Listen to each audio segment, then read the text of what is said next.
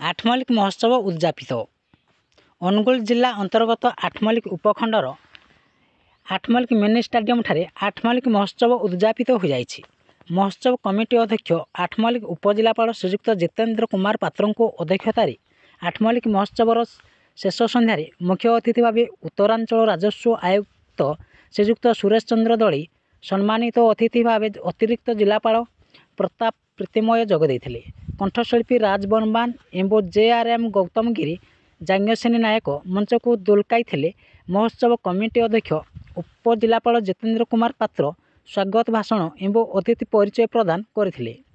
महोत्सव कमिटी तरफ प्रथमे अतिथि को पुष्पगछ और उत्तरीय दे स्वागत करथिले। महेंद्र उच्च विद्यालय छात्र छात्री मान द्वारा स्वागत संगीत परिवेषण कराଯାଇଥିଲା। अतिथि माने आठमल्लिक माटी रे महोत्सव को भूयसी प्रशंसा करथिले। आजिर एही महोत्सवर शेष संध्यार आठमल्लिक अंचल शिशु कलाकार मान द्वारा नृत्य परिवेषण सह अनेक सांस्कृतिक कार्यक्रम अनुष्ठित होइथिला।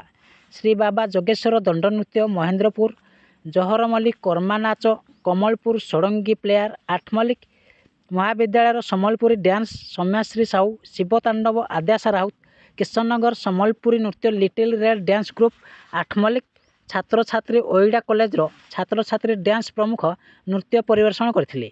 शांति श्रृंखला निमते आठमल्लिक SDPO और बालकृष्ण कंवर, आठमल्लिक IIC निरंजन बेहरा, आठमल्लिक महाविद्यालय आठमल्लिक NSC छात्र सहयोग करथिले।